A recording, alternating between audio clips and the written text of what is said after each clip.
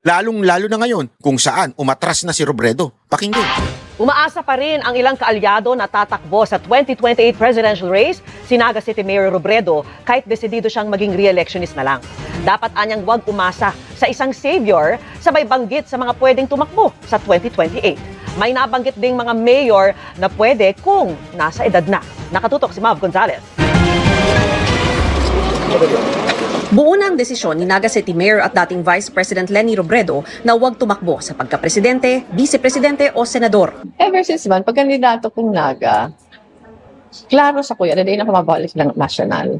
Si mga habo sa kuya, nangungutya na hiling binangayayan, mabaribay man ang isip.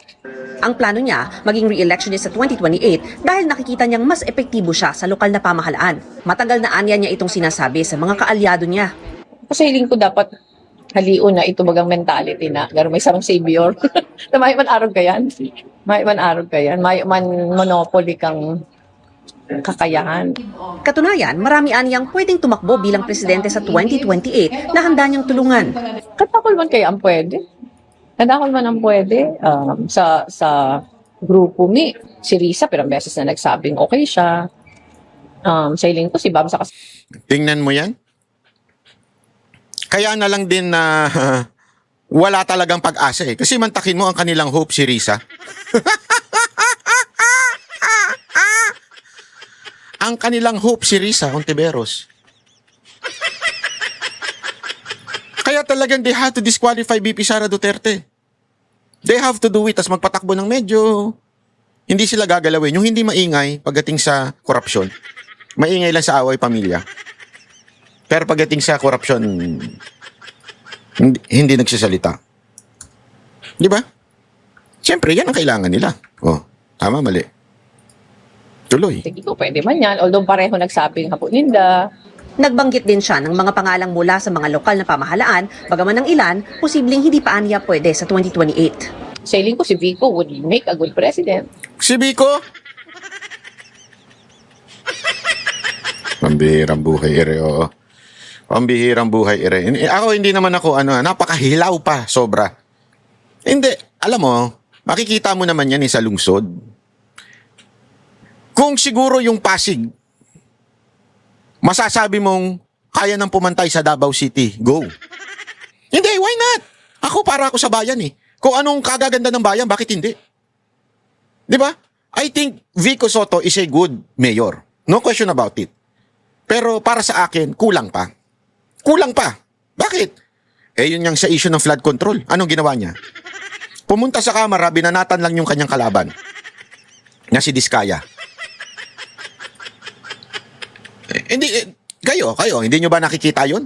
Para sa akin, even if you are just a mayor, hindi pa pwedeng ang concern mo lang ay yung iyong city. So, nung time na yon, pwede ka na sanang nagsalita, pero hindi niya ginawa. Again, does it make you a bad mayor? No. You're a good mayor. You're good at that particular job. But being a president, I think, malabo.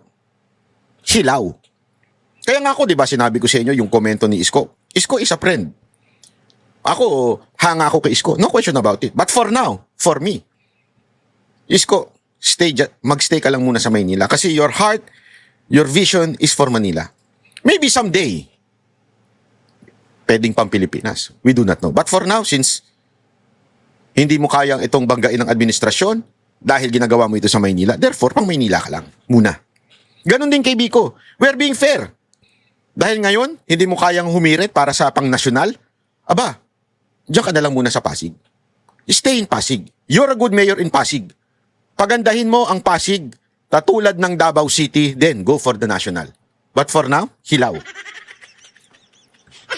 Ang ano lang talaga, si Edad, ang sarupan na hiling ko matibay na mayor na would make a good president, si Joy Belmonte. Pero sa pagitan niya at ng mga nabanggit niya, siya pa rin ang mas matunog. Tulad ng isang nag-leak na presidential survey kung saan siya ang pumapangalawa kay Vice President Sara Duterte.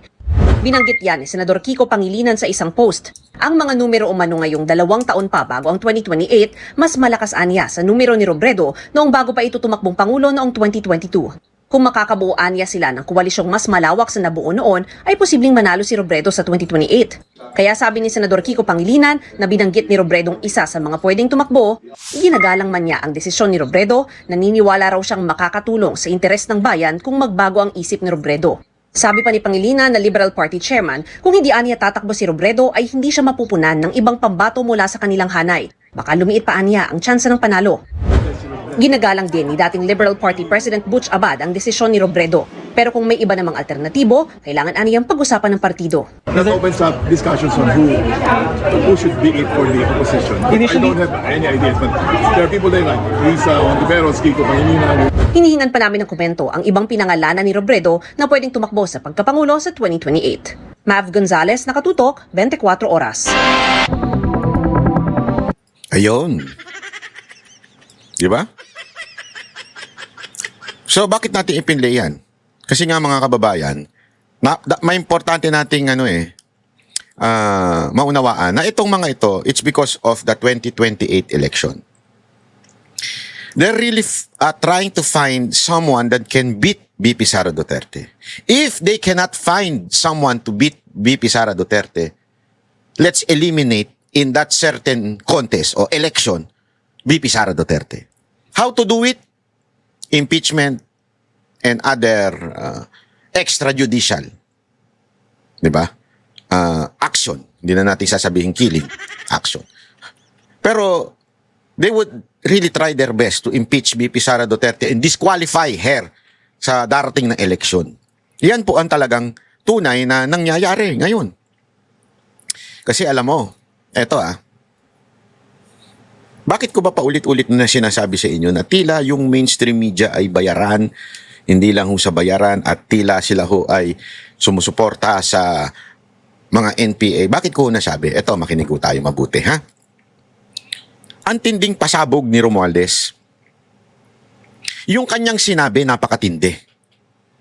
Kung ikaw ay mainstream media, usually, pag may nakita kang news, matindi, huhukayin mo lahat eh. Di ba? I mean, gagawan mo ng mga follow-up news, follow-up issues. Talagang huhukayin mo. Ano ba nangyari noon? Ganito ba nangyari? Ganito. Yung kay Romualdez, para lang dumaan ng isang araw. Pinag-usapan ng isang araw, tapos na. Pero dito sa impeachment, tangina walang kakwenta-kwenta. Pero halos araw-araw sinasalsal ng media. Bawat programa sa mainstream media, ini-interview yung mga tangang mga politikong naglalabas ng ebidensya, kuno, pero wala naman. Araw-araw nila yan, sinasalsal, ika nga. Araw-araw nilang ginagawa. Di ba? Ganon eh. Pero yung kay Romualdez, nga.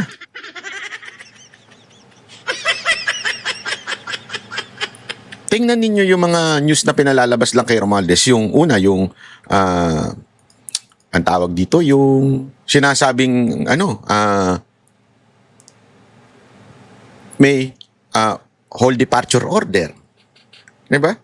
Yung mga ganun lang. Halimbawa, ito din, yung pina-inhibit kasi nakikiskisa na si Romualdez at saka si Remulla. Ito lang mga ganito. Halimbawa, panoorin natin. Inhibit ni dating Speaker Martin Romualdez ang Office of the Ombudsman mula sa investigasyon laban sa kanya kaugnay ng flood control scam. Ayon po sa mga abogado ni Romualdez, hayagan na ang pinapakita ng Ombudsman at mga opisyal nito na tila hindi patas na pagtrato sa kaso. Nagsimula raw ito noon pang November 2025 nang ibunyagi Ombudsman Boyeng Remulla na pinag-aaralan na nila ang posibleng pagsasampa ng kaso laban sa dating Speaker. Nasundan pa raw ito ngayong Abril kung saan sinabi ng Ombudsman na seryoso nang inihahanda ang isasampang kasong plunder laban kay Romualdez. Siya rin daw ang nakikitang mastermind sa umano'y kickback scheme sa 56 billion pesos na flood control anomalies. Para sa kampo ng mambabatas, hindi na ito simpleng update sa investigasyon, kundi paghatol ng maaga kahit wala pang formal na reklamo o preliminary investigation.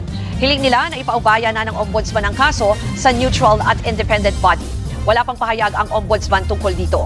Kahapon, ang pagwawala ng Sandigan Bayan si Romualdez na lumabas ng bansa dahil may sapat umanong basehan na posible siyang umalis ng Pilipinas para hindi maaresto. Bagay na kukwestiyonin daw ng kampo. Bakit ito? Ito, example ko lamang po sa inyo mga kababayan. Ang tawag mo lang dito news reporting. Nire-report mo lang kung ano yung nagaganap. Pero hindi mo talaga ginagawa ng follow-up news. Hindi katulad nung mga interview nila kay yung sa may utang na congressman, di umano, allegedly, sabi ni VP Sara Duterte, may utang sa kanya. Makikita nyo yung pagmumukha sa lahat ng news. Dun sa aso ni Romualdez, sa tahol ng tahol, nakikita mo yan kaliwat kanan sa news. Yung mga political analyst na alam mo naman kung saan ang inclination, araw-araw yan ini-interview. Kay Trillanes, na alam naman natin, walang ginawa ito kung hindi magpropaganda laban sa mga Duterte. Araw-araw daw niya, bawat, halimbawa, ibinalita na sa certain news. Kunwari, yung yung kanilang primetime news. Tapos mamaya, nandiyan na naman yan doon sa evening news. Tapos sa umaga, yung kanilang programang sa umaga, nandun na naman yan. Tapos i-interview na naman yan sa tanghali, i-interview na naman yan sa hapon. Pero pagdating doon sa revelasyon ni Romualdez, wala nang follow-up. Just simple news. Dito, I'm just saying to you, kasi meron akong pinropose na inopen na idea na ang mga media bayaran. So I have to support my claim or my opinion. And this is one of the support na sinasabi ko sa inyo. Di ba? Natila, bakit ganun? Parang wala nang follow-up pagdating doon sa mga bitaw ni Romualdez. Di ba? Wala na. Basta lang ibinalita, tapos na. Pag may bagong eksena, tapos na.